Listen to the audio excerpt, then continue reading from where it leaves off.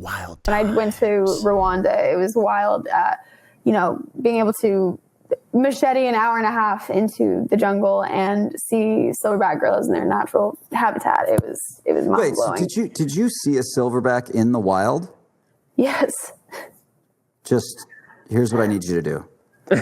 You're a storyteller. You're known for your captions. Yes. You're known for your captions. Yes. Paint us a picture of the moment you whacked down that last bush. Silverback. So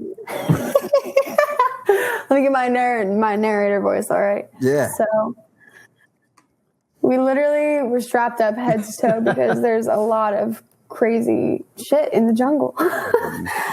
Poisonous plants and the biggest elephant shit I've ever seen in my entire life.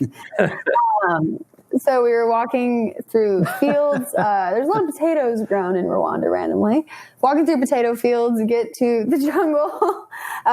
We're hiking for like an hour and a half. It could take an hour and a half. It could take 8 hours.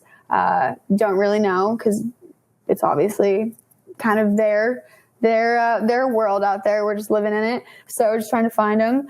And we were hiking for a while. And I remember we had two gorilla trackers with us. And then there were 5 other ones out already. And they had walkie-talkies and they were communicating, trying to find them. And all of a sudden, from across the way, it wasn't a flat walk by any means. It was a lot of this. Yeah. So we were looking out onto the mountain, and on the side of the mountain, I just see like little black shapes moving. Mm-hmm. But we were still pretty far away, but we did see them. So it was like that moment that I saw them, we were still pretty far away, but I was like, oh my gosh, I have to get over there right now. So all of us carefully walked over. It was probably like a 20-minute walk, and we were kind of like walking, and I hear rustling, just a lot of rustling around us. I'm like, oh my gosh, like this is the moment, like something is near us. And I kind of like turn around and see this huge silverback gorilla. There was when I learned that silverbacks aren't a breed, it's mountain gorillas. Silverbacks are old gorillas, correct? So right. The odds that a human ever really sees one is pretty rare. And like right behind us, like on all fours, like standing up, like just walked up like a silverback gorilla. Huge, the biggest animal I've ever seen in my life. Oh my God. And I was like, the trekker was just like, okay, step away slowly. He like explained to us, I know they're very smart, so they wouldn't just like attack out of nowhere.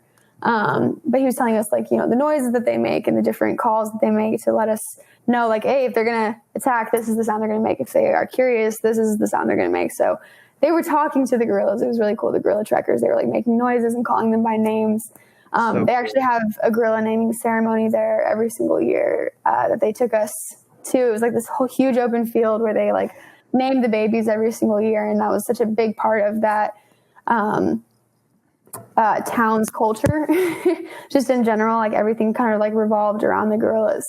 And they had like just, it was like a family, like in like respect for them. And they told us the stories of these tribes and how they came together. And like the tribe we were visiting, it was like 2 males and like 11 females, which was a huge, I can't remember what he called it. It wasn't a pack. What is a group? A troop yep. of gorillas. Mm-hmm. And so I saw the one, and then all of a sudden I looked to my left, and there were like 3 baby gorillas. No way! Oh, wow, that's awesome. Literally the cutest, like Tarzan, just the fluffiest heads I've ever seen in my life. And then everything the trackers told you to do, you're like, fuck it, I gotta hold one of those things. I just want to run over and grab it. Yeah. Their faces, their noses were so smashed, and I just wanted to like smash my face against their face. Of course. Yes, it's instant. But the way that the mothers were like coddling the babies, and just how human like it was seeing them. Yeah. But also very unhuman-like, snapping 10 things of bamboo, just boom, and eating it. I'm like, to be fair, that's very similar to Peter at Taco Bell with a chalupa at 3 a.m. So it's kind of you say unhuman-like, but look at Peter. I mean, he's just look at him. I mean, he's basically a gorilla.